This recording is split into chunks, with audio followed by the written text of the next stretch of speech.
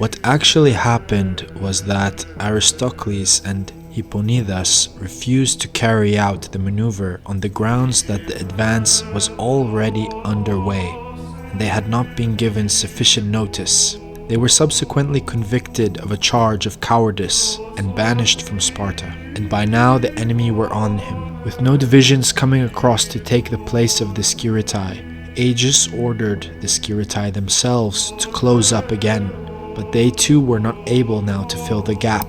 Despite this complete failure of professional skill, the Spartans then gave a remarkable demonstration of their ability to win the day by courage alone. As the engagement began, the Mantineans on the right wing routed the Sciritae and the Brasidian veterans, then together with their allies pushed through the still open gap in the opposing line and caused havoc in that section of the Spartans, surrounding them completely, then driving them back in defeat all the way to their wagons, where they killed some of the older men posted to guard them.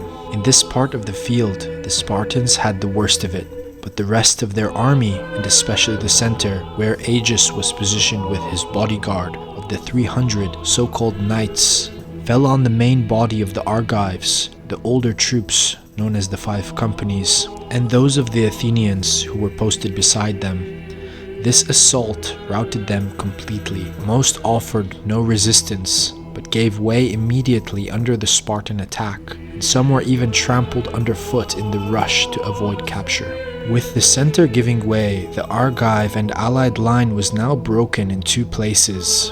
Moreover, the outflanking right wing of the Spartans and Tegeans was threatening to encircle the Athenians, who were now in double jeopardy, facing encirclement on the left wing and already defeated in the center. And without the good work of their supporting cavalry, the Athenians would have taken more punishment than any other part of the allied army. It also happened that Agis, seeing his own left wing in trouble against the Mantineans and the 1,000 select Argives, ordered this whole force to go to the aid of the losing section. This move, as the opposing army wheeled away from them and passed them by, gave the Athenians an opportunity to get clear, unmolested, together with the defeated element of the Argives.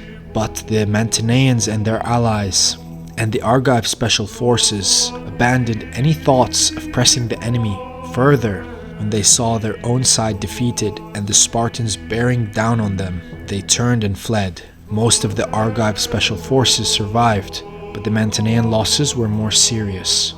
In fact, the whole retreat in flight was neither hard-pressed nor protracted. The Spartans fight their battles long and resolute to the turning point, but once they have turned the enemy, they do not pursue for any great time or distance. This, or something very close to it, is how this battle evolved. It was the largest battle that had been joined between major Greek cities for a very considerable time.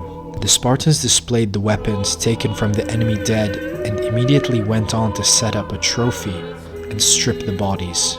They took up their own dead and carried them to Tegea, where they were buried, and released the enemy dead under truce. The numbers killed were 700 Argives, Orneans and Cleonaeans, 200 Mantineans, and of the Athenians, together with their settlers from Aegina, 200, including both generals. On the Spartan side, there had not been sufficient pressure on the allies to cause any significant loss. For the Spartans themselves, it was difficult to establish an exact figure, but some 300 were said to have died. By this one military action, the Spartans redeemed their reputation in Greek eyes. The prevalent criticism at the time had been of cowardice, the debacle on the island, and general irresolution and torpor. It was now thought that fortune might have brought them low, but there was still the same spirit in them.